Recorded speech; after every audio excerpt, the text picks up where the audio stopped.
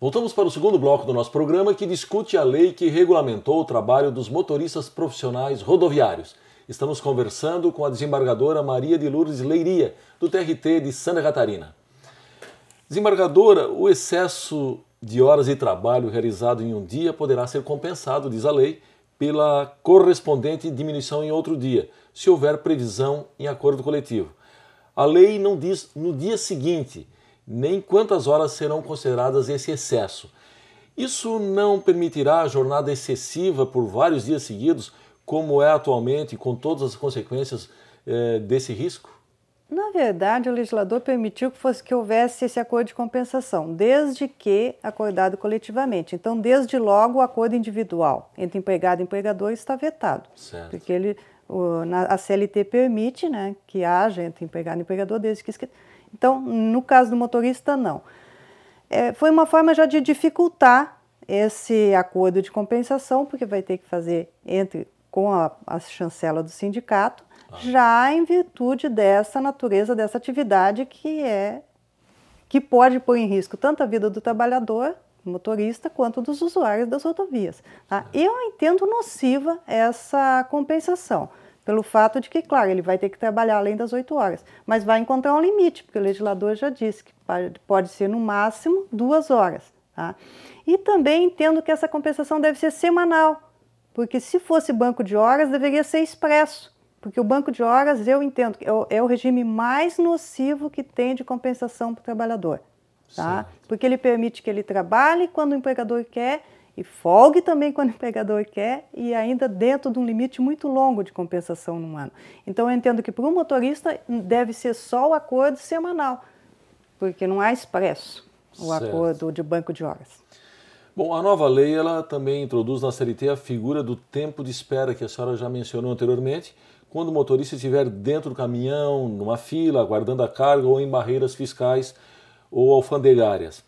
O problema é que esse tempo não será considerado hora extra e terá apenas 30% de acréscimo, será indenizado, como a senhora também mencionou anteriormente. Mais uma vez, não se está contrariando a Constituição? Na verdade, inconstitucional não é, porque não é hora extra. Porque o legislador disse que não é hora extra. Até então, quando não tinha regulamentação e o empregado provasse que ele estava com uma jornada controlada e que trabalhava, que o empregador conseguia controlá-lo ainda que o trabalho dele fosse externo, isso tudo era considerado hora extra. Certo. Porque se ele está guardando carga, se ele está guardando fiscalização, se ele está guardando a alfândega, mas ele está fazendo o quê? Está à disposição. Com o trabalho. Claro, está ocupando. Mas o legislador disse que não, que isso aí não é considerado na jornada, não é considerado hora extra, e como vai exceder a jornada, ele vai indenizar 30%, com um acréscimo de 30%. Então, tem duas situações. Não é hora extra, então não é inconstitucional, porque o adicional mínimo é 50%. Certo. Agora, indenizatório, ou seja, não vai refletir nas demais verbas.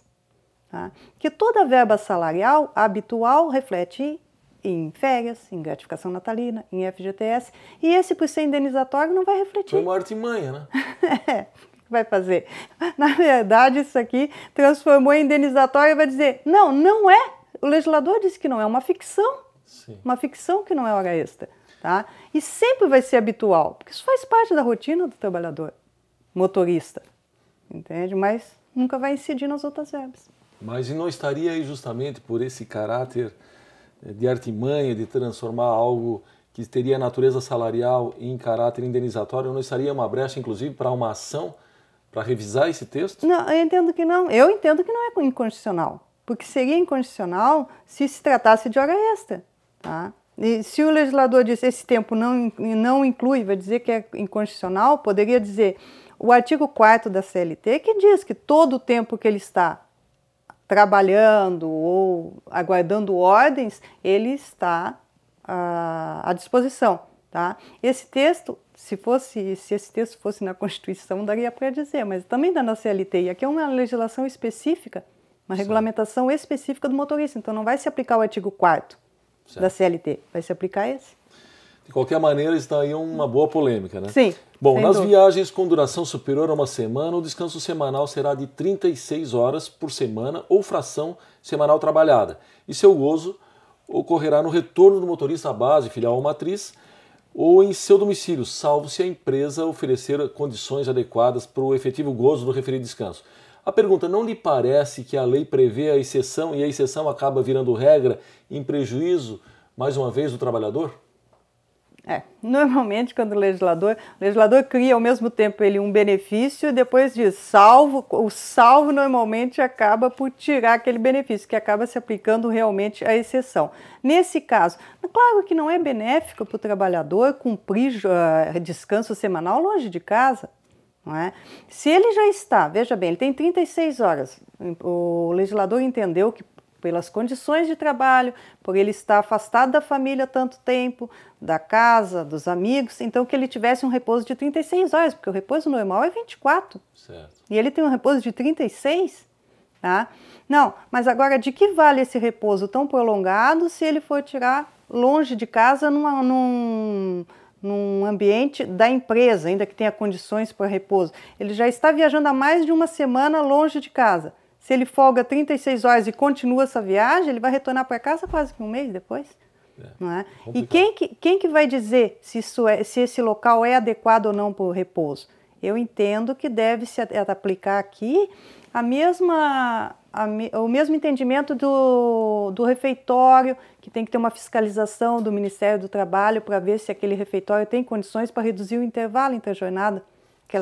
Então, deve seguir as normas regulamentares de saúde e segurança do trabalho e ter uma fiscalização, senão o empregado vai acabar repousando em qualquer ambiente. Certo. Para nós concluirmos o bloco rapidamente, a convenção e acordo coletivo poderão prever jornada especial de 12 horas de trabalho por 36 horas de descanso para o trabalho do motorista em razão de especificidade do transporte, de sazonalidade ou de característica que o justifique.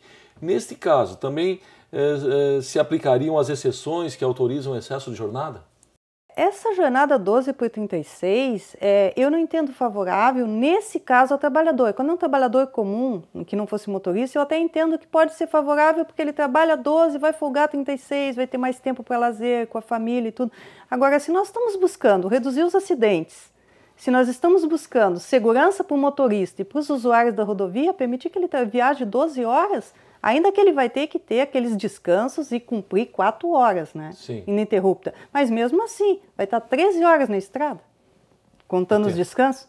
Vai estar atento para isso? Isso vai poder ser possível, porque o legislador permitiu através de norma coletiva. Mas eu entendo prejudicial, porque acaba por expô-lo 12 horas numa direção, vai acabar esvaziando a legislação que era reduzir o risco. Muito bem, nós precisamos chamar o nosso segundo intervalo. Nós voltamos em seguida, só um instante.